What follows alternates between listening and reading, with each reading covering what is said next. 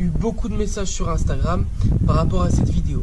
Donc aujourd'hui on va faire un démontage complet du variateur, étape par étape. Donc c'est une vidéo qui sera évidemment en français les gars, et ce sera la première sur YouTube en français qui parlera de ça étape par étape sur le 530. Donc il faut savoir que c'est aussi valable sur le 500 et 500 phase 2 et le 530. Ça se ressemble, c'est quasiment pareil.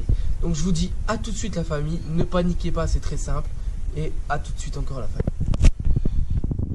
Donc il faut savoir déjà que ce que je vais vous montrer pour démonter le variateur, c'est quasiment la même chose pour le T-Max 500 phase 2 et pour le T-Max 500 phase 1. Vous allez avoir juste quelques différences ici, mais sinon au niveau de la conception, ça reste à peu près la même chose, donc ne paniquez pas.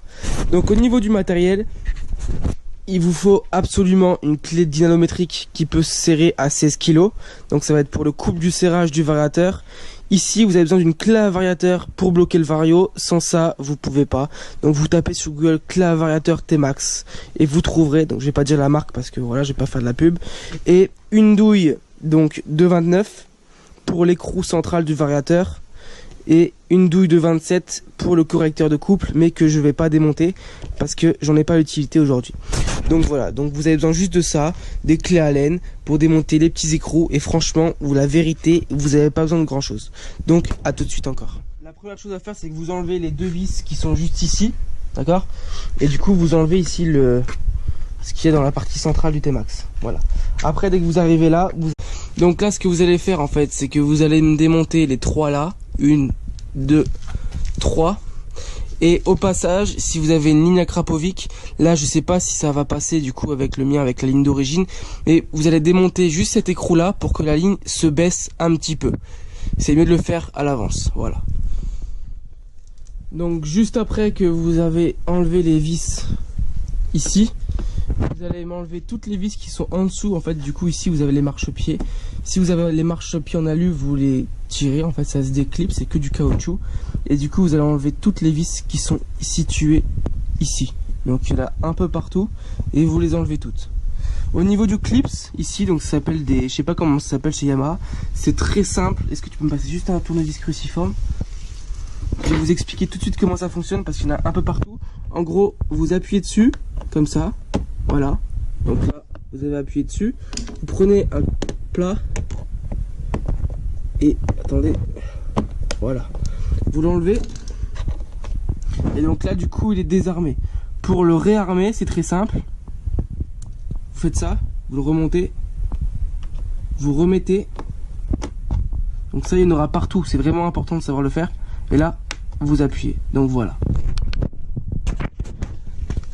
Donc là, vous venez de m'enlever toutes les vis qui sont ici, tous les écrous et tout. Vous avez enlevé tout ce qui est sur le boomerang. Donc en fait, le boomerang, vous allez voir, c'est assez galère en fait. C'est vraiment la galère.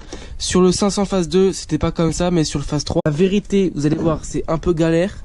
Donc ça rentre vraiment fort. Donc vous tirez fort, vous arrachez. La vérité, vous arrachez, mais sans casser quand même. Vous restez quand même courtois les gars.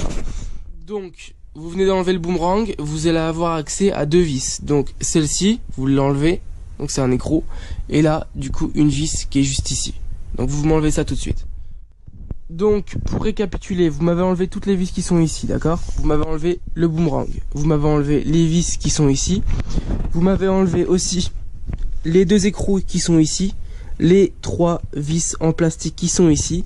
Et du coup, qu'est-ce qui va se passer? Il va y avoir cette partie ici qui va tomber. Donc, je l'ai déjà enlevé.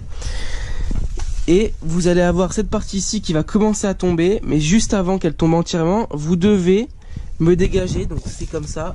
Les trois vis Yamaha en plastique qui sont ici. Donc, vous enlevez ça. Voilà. Et dès que vous avez enlevé ça, je sais que c'est compliqué, que ça peut paraître un peu galère, mais en fait c'est que de l'assemblage. C'est comme si vous aviez 6 ans et que vous faites du Lego. Et là du coup, vous allez soulever cette partie ici. Voilà, hop. Et vous allez l'enlever. Et vous allez arriver à tout ça. Voilà. Voilà, donc là vous avez terminé la galère des carénages. Je sais que c'est tout le temps un peu compliqué au début. Vous avez tout enlevé. Et du coup vous m'enlevez du coup les deux écrous ici pour enlever le cale-pied.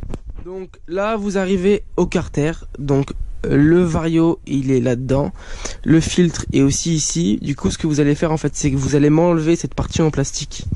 Donc vous, si vous avez le cache carter d'origine, vous arrivez là, Voilà, bien vous prenez quelqu'un pour la tenir, vous avez compris ce que je veux dire.